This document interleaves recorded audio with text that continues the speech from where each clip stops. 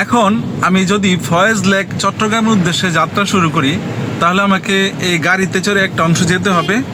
তারপরে পাহাড়ের নিকটবর্তী এলাকাতে যেখানে ঢাল শুরু হয়নি, বাট রাস্তা শেষ হয়ে গেছে, বড় গাড়ির রাস্তা, সেখান থেকে আমাকে রিক্সায় যেতে হবে। তারপর পাহাড়ের ঢালে যখন প্রান্তে পৌঁছবো, সেখান থেকে আমাকে হেঁটে হেঁটে ঢাল বেয়ে পাহাড়ে উঠতে হবে।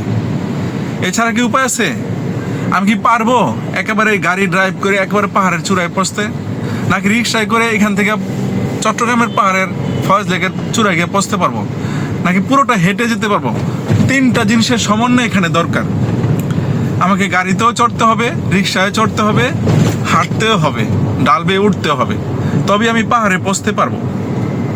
তো আমাদের ভাগ্যটা হচ্ছে এমন, একটা অংশ মিলে আরেকটা অংশ মিলে আরেকটা অংশ মিলে ভাগ্যটা হয়।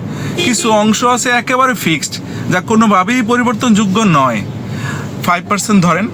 কিছু অংশ আছে যে আপনি চাইলে পরিবর্তন করতে পারবেন পরিশ্রমের দ্বারা, আব্বা আমার দোয়া দ্বারা, এটাও ধরেন 5%। আরেকটা অংশ আছে একদম ফ্রি, আপনার কর্ম ফল, আপনার প্রায়শ্চিত্ত বা পুরস্কার পেতে হবে।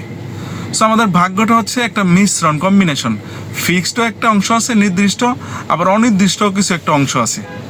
যেমনটা ফয়েজ লেকে ঢাকা থেকে যেতে চাইলে গাড়িতে চড়ার আগে, রিক্সা চড়ার আগে এবং পায়ে হেঁটে ডাল বেয়ে উঠতে হয়। সো ভাগ্যের দোষ দিয়ে বসে থাকলে চলবে না। আমাদেরকে কর্মের প্রতি, পড়াশোনার প্রতি, ধর্মের প্রতি, মানব সেবার প্রতি উদ্বুদ্ধ হয়ে কাজ করতে হবে, অ্যাকশন হতে হবে, অ্যাকশন করতে হবে। তবেই ভাগ্যের প্রকৃত মর্মটা আমরা উপলব্ধি করতে পারবো এবং উপকৃত হতে পারবো। কিন্তু আমরা কি হচ্ছে, ভাগ্যের দোহাই দিয়ে কাজ করি না, পড়াশোনা করি না, ভাগ্যে নেই করে নেই, ভাগ্যে নেই পরীক্ষা ফেল করছি, এইটা বলে সাইরা যাচ্ছি। এটা কি ইসলাম সম্মত?